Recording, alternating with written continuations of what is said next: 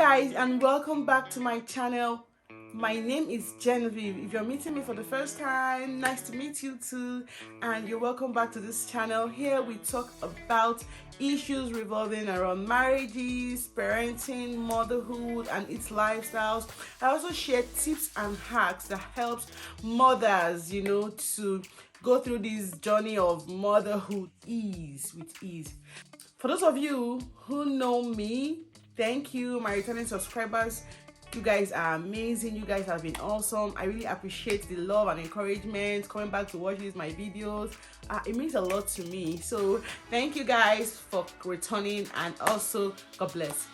Today I'm going to be talking about myth versus reality of marriage. People have a lot of ideas about what marriage does, what it looks like being married, and well, I'm going to be debunking some of those myths. If this is something you would really want to hear, I advise you to watch this video to the end. And don't forget to leave a comment after watching. Don't forget to click the subscribe button if you are new to my channel. Subscribe to my channel, okay, and stay glued. Thank you. Let's get to it.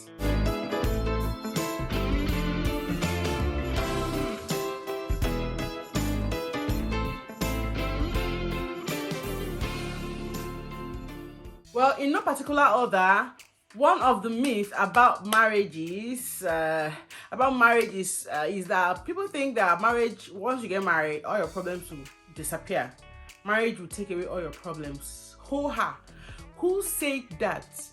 So let's say I don't want to say broke, because if I use that instance, people marry broke and become rich. Well, so I won't use that. Let's say you have other problems like pending problems, and you feel marriage will just take it away. No, marriage will not take it away. The only way marriage will even take away, let's say, brokenness is if you married strategically, to get someone rich. If you're broke and you now marry someone broke, wahala for the two of you. So the point I'm trying to make is that marriage is not a magic wand.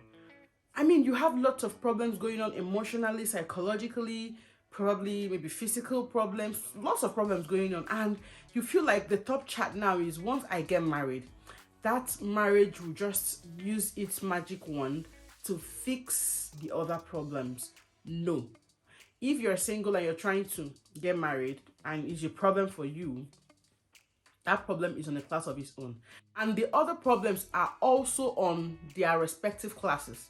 The truth of the matter is that when you even get married, you add more problems to the one you have already. No, not like problem in a negative way now. Which is when people get married, they get mature. But you see, you start having kids, or even if you don't have kids yet, but then you have to level up with some responsibility as a married man, as a married woman. So hell no. Marriage is no magic wand. If you are trying to get married so that it can solve all your other problems, snap out of it. You might even get married to someone who is rich, and after marriage, one thing, and you have to measure up and level up with certain responsibilities. So marriage is not a magic wand that will just make all your problems go away. Don't depend on your marriage to fix you emotionally, to fix you psychologically. I mean, that's one human being. A man or a woman, you just depend on the person for everything to solve all your problems. I think you're going to overwhelm the marriage. I have people say that there is one special person made for them. There is no special person for anybody. Marriage is about two people who are working hard to make their relationship work.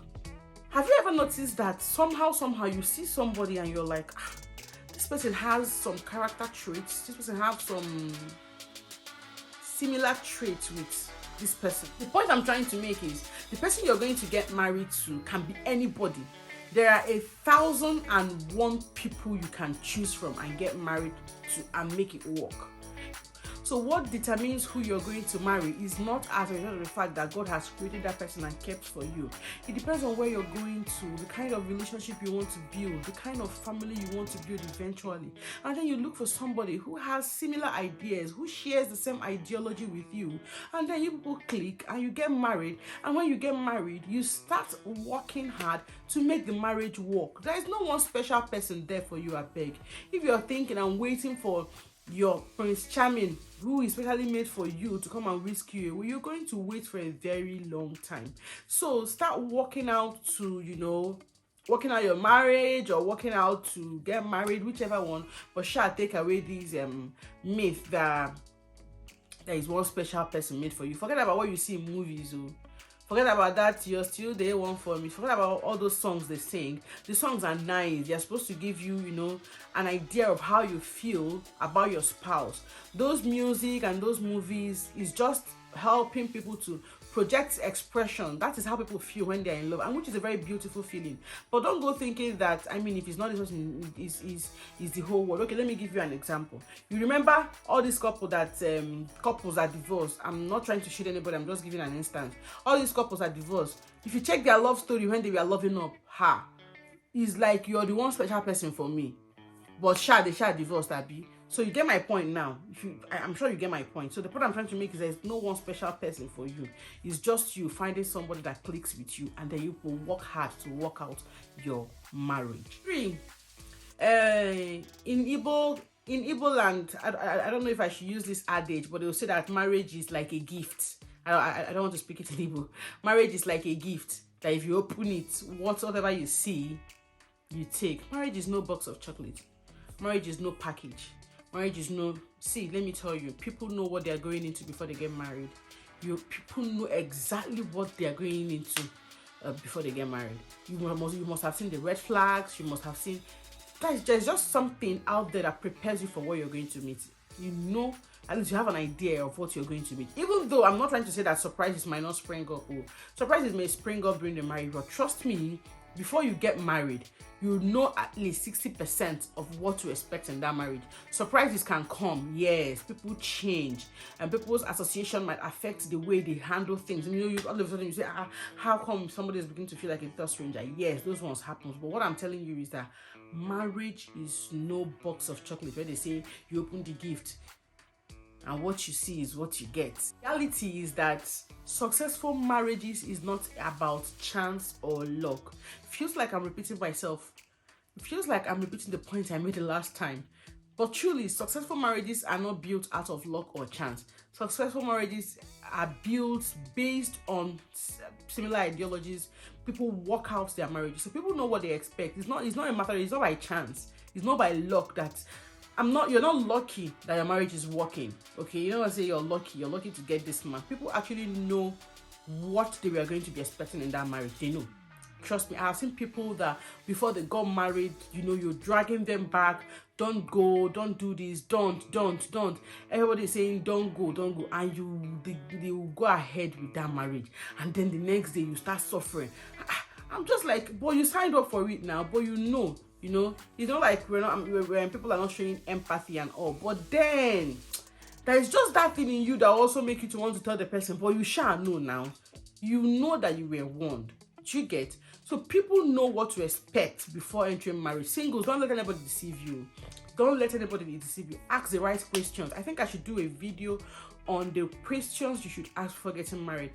Marriage is no gift. Marriage is no box of chocolate. See, when you're cutting, ask questions. Hey, bring pen and paper. Have conversations. Forget about all this mushy. Going to E3, going to this, going to that.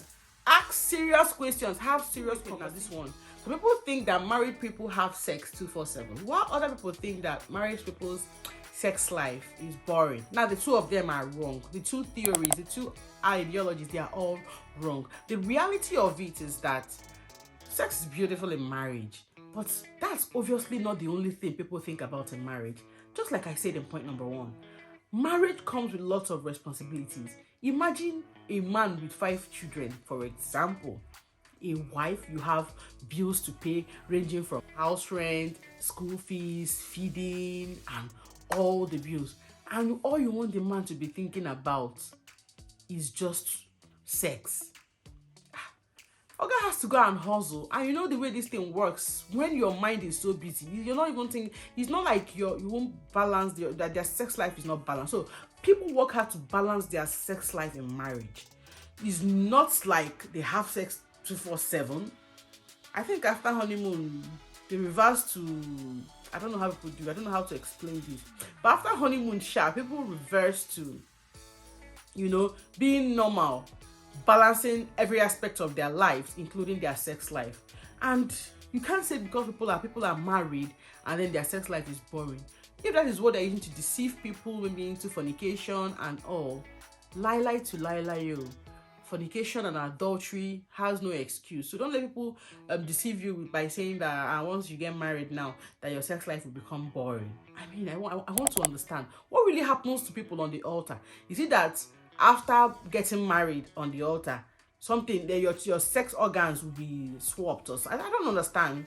So don't let people deceive you and tell you that marriage sex is boring in marriage. Lie. Don't also let people make you believe that, once you get married, you'll be having sex 24/7. That one is also a lie. So guys, there has to be a balance. I don't know who formulated all these theories, but then it's in the minds and heads of people, and I'm here to debunk it.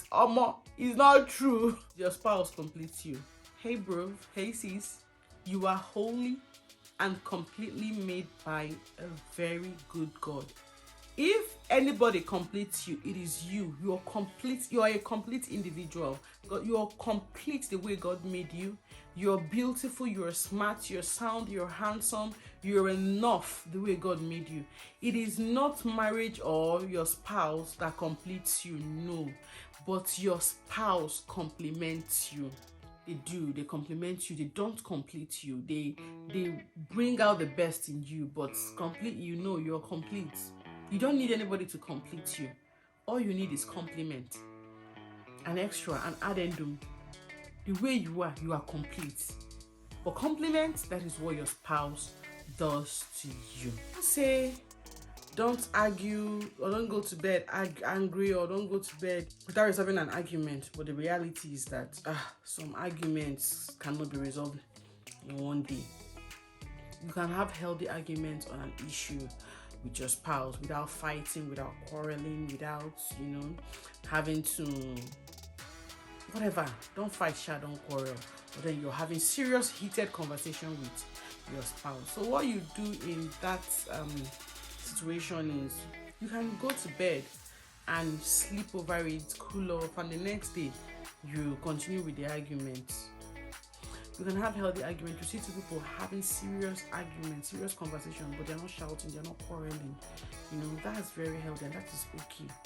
I don't know where they got it from that people don't argue. If you see people bragging that I've been married for 100 years and we've never had a fight, and we've never had to quarrel, we've never had to disagree. People have disagreed to agree.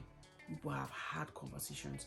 But if you tell me that this is how you manage your conversations, I will agree with you. But you see that we know they fight, we know they quarrel. Lie. If you live with your spouse before marriage, it helps to make a better reunion. That's wrong. Cohabitation is wrong, actually. Seen people who cohabited after 100 years and they got married and the marriage still did not work. So cohabitation is not a guarantee that you're going to be having a successful union. No, it's not a guarantee that you're going to have a successful union. People have done this cohabitation and yet their marriages did not work. So it's not a guarantee. It's not a passport to a great union.